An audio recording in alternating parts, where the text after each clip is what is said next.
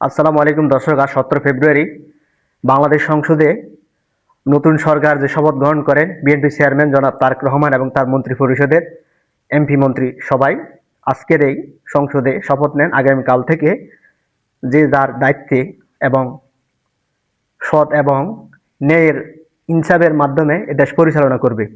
তো আজকের এই দিনটা আসার একমাত্র ভূমিকা সর্বপ্রথম যাদের রয়েছে এ ছাত্রদের, যারা নিজের আত্মত্যাগ দিয়ে এবং গুলি খেয়ে শহীদ আবু সাইদ এবং যে মূল মাস্টার মাইন্ড হচ্ছে নাহিদ ইসলাম, যার মাধ্যমে এই শেখ হাসিনার পতন হয়েছে। কিন্তু আমাদের নেতা জনাব তারেক রহমান তার প্রতিটা মুহূর্তে উনি যে নাহিদকে সাথে রাখেন এবং তার সাথে উনি যে সম্মান করেন, একজন প্রকৃত মানুষ হিসেবে আপনি কখনো উপকারের কথা কখনো ভুলে যাবেন না, কিন্তু আমাদের নেতা সেটা মনে রেখেছেন। তো আমি সতর্ক করব বিএনপির নেতাকর্মী যারা 17 বছর আন্দোলন সংগ্রামে অনেকে ছিলেন না, এই সুসময়ে এসে আপনারা যারা চাঁদাবাদী সন্ত্রাসী করেন সাবধান হবেন। পূর্বের দুঃসময়ের কথা মনে রাখবেন, আপনাদের কি অবস্থা ছিল। আমরা দুঃসময়ে যারা আসলে ছাত্র আন্দোলন করে কিংবা রাজপথে এবং সোশ্যাল মিডিয়াতে প্রতিবাদ করেছি, সেই মানুষদেরকে অনেকে এই যে আবাল মার্কে কিছু নেতা যাদেরকে পদ পদবি দিয়েছে, তারা কথা বলতে চিন্তা করে না। যারা ত্যাগী এবং সাহসী কর্মী তাদেরকে অবশ্যই সম্মান করবেন, না হয় আপনার অধঃপতন হবে। জনাব তারেক রহমান ওনার বাবার আদর্শে, শহীদ রাষ্ট্রপতি জিয়া রহমানের আদর্শে দেশটাকে পরিচালনা করবেন।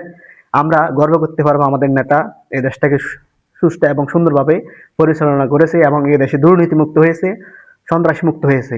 অবশ্যই আমরা যাতে গর্ব করতে পারি।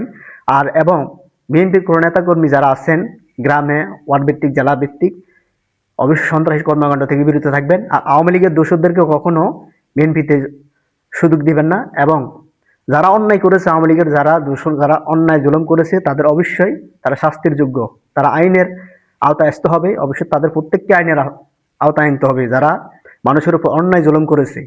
এই 17 বছর আজকের এই দিনটা তাদের মাধ্যমে এসেছে। এই ছাত্র জনতা যাদের আত্মত্যাগের বিনিময়ে যারা গুলি খেয়ে একটা স্বপ্নের মতো, এই শেখ হাসিনা চেয়েছিল, এই আওয়ামী লীগ চেয়েছিল এই বিএনপির নামের দলটা বাংলাদেশ থেকে মুছে যাক এবং শহীদ জিয়া, রাষ্ট্রপতি জিয়া রহমানের পরিবার বাংলাদেশ থেকে মুছে যাক। শেখ হাসিনা 2041 সাল পর্যন্ত ক্ষমতায় থাকবে এমন একটা সিদ্ধান্ত, এমন একটা প্রকাশ্যে সে বলেছে।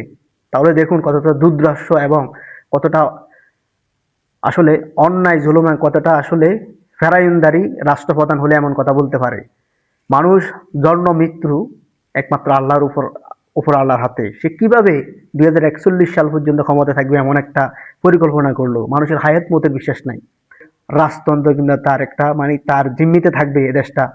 কোনো প্রকার ভোটাধিকার, মানুষের করা, বাক স্বাধীনতা একেবারে সব সে ক্ষুণ্ণ করেছে। 17টা বছরে বাংলাদেশটাকে সে যেভাবে ব্যবহার করেছে তার ইচ্ছে মতো। এবং আওয়ামী লীগের যারা ছিল তারা মনে করেছে এই বাংলাদেশ আর কখনো বিএনপি আসবে না, এই বাংলাদেশে কখনো আর গণতন্ত্র ফিরে আসবে না।